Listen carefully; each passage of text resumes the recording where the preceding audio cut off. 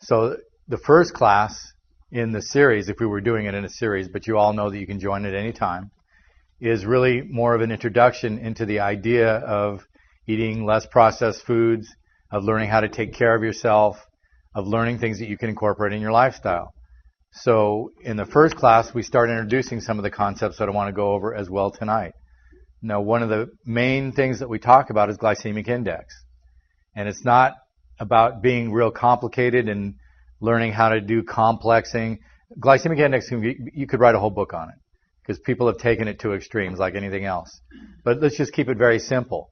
I want you to eat foods that have a lower glycemic index, ideally 55 or below. If you do that, you're forced to eat foods that are better for you.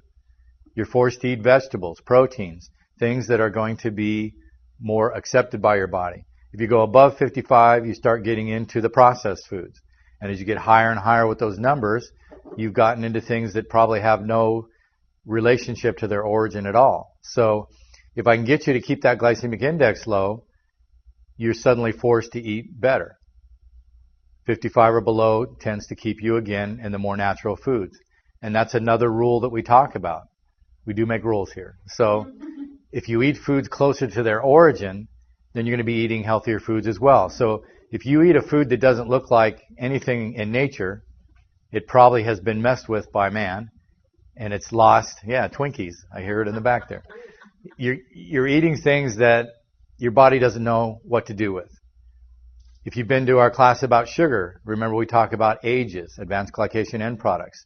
Sugar changes the body structurally and functionally. So if your body doesn't function well, and if it's structurally changed, you're going to have disease. That's where we find a lot of disease coming from. That's the major theory of aging, is the fact that people eat sugar, it becomes a glycation end product, and I've now changed my body for the worse.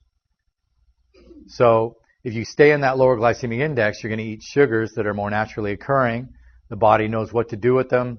There's no alarm stage, there's no problem in the body, and you're going to have a better time of it. Now, another concept that we talk about is that muscle dictates metabolism. If you don't exercise, what happens to muscle? You lose it. It's never static. It's either being built up or it's being broken down. In fact, your muscles are a storehouse for protein. And if I need protein, my body can go to my muscles to get it. What happens if I don't eat properly? I end up sacrificing my muscle. I eat myself. So remember, most of you have promised to eat breakfast, lunch, and dinner, right? If you haven't, you need to take the oath. But I want you to eat on a regular basis because otherwise you're going to be cannibalistic. You're going to eat yourself. And when you do that, you're in trouble. That's what the whole yo-yo dieting thing is about. People think, well, I just won't eat those meals. I'll go on a diet. I'll start fasting. If I'm not eating anything, it's less calories in, I'll lose weight, right? It's true. It happens. The scale goes down. But if you look at the proportions of how much lean tissue you have to how much fat you have, you're actually proportionally fatter. Because you burned up as much or more lean tissue as you did fat. So even though the scale's less, you're suddenly a fatter person. Anorexic people, they have very little muscle tissue, low bone mass. They don't have much active metabolic tissue. They are not very healthy. The scale looks good. They think they're in good shape, but they really aren't capable of doing anything, and their body doesn't operate in a very healthy state. So we have to look at living a lifestyle that's more conducive to health instead of what most Americans live. If I have you eat low glycemic foods, I've forced you to eat better foods. And what that means is you're not going to cause damage. You're not going to take toxins in. You're not going to eat the processed food. You're going to food closer to their origin. You're not going to have the whole setup for what's called metabolic syndrome. You're not going to have the insulin response because of the high sugar content. So you've suddenly taken yourself to a lifestyle that will make you healthier as opposed to make you less healthy. And you still can lose weight. I want you to lose weight and be healthy at the end of this. I don't want you to lose weight and just have the scale look better. Because that's not always the answer. In fact, it's never the answer. So again, diets don't work because, first of all, they usually cause you to be sicker when you're done. You've probably all done a diet, or you know somebody. We've all done diets. I mean, let's be honest. So you've probably notice that the people that are finishing with a diet look a little bit sickly. Their faces are drawn. A lot of times they look like a stick with a ball in the middle because they couldn't get rid of the gut. They just have lost all that structural fat, all the visceral fat. They've lost that voluptuous shape, but they think that they're healthier because the scale looks better. A lot of times we just want people to throw that scale away. We monitor it here, but it's not what you really want to look at. You want to look at how your clothes are fitting, how you look physically. The other thing about a diet is eventually you have to get off the diet. This isn't about a diet here with the exception of the fact that we're using the HCG. This is about making a lifestyle change. I want you to take things that we talk about here in class and do them for the rest of your life. Not perfectly. Everybody can cheat a little bit. But I want you to be able to cheat without causing yourself to go down. If you eat a pizza and you're sick for 2 days, something's wrong. You're right on the edge. In fact, that's another concept that we talk about, right? Everybody remember organ reserve?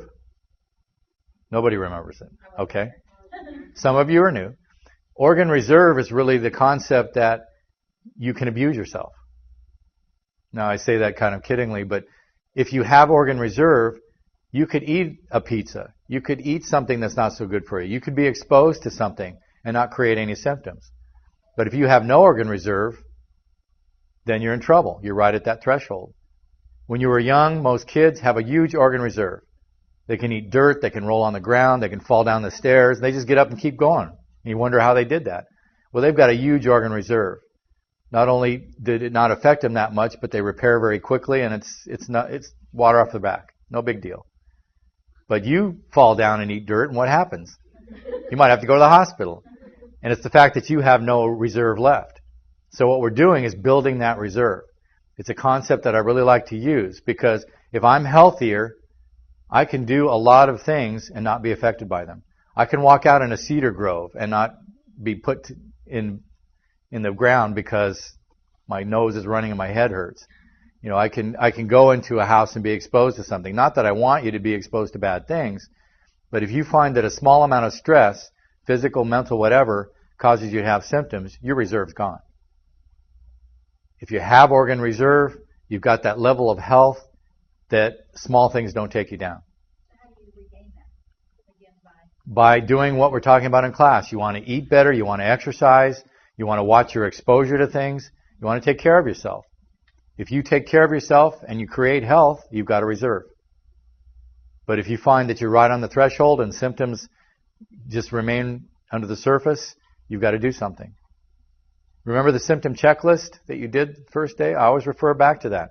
That sheet should be clean.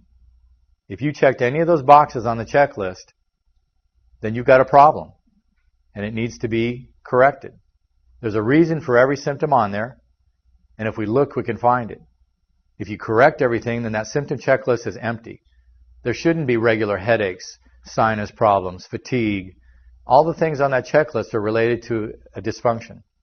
And we want your body functioning again. And that's where your reserve comes from.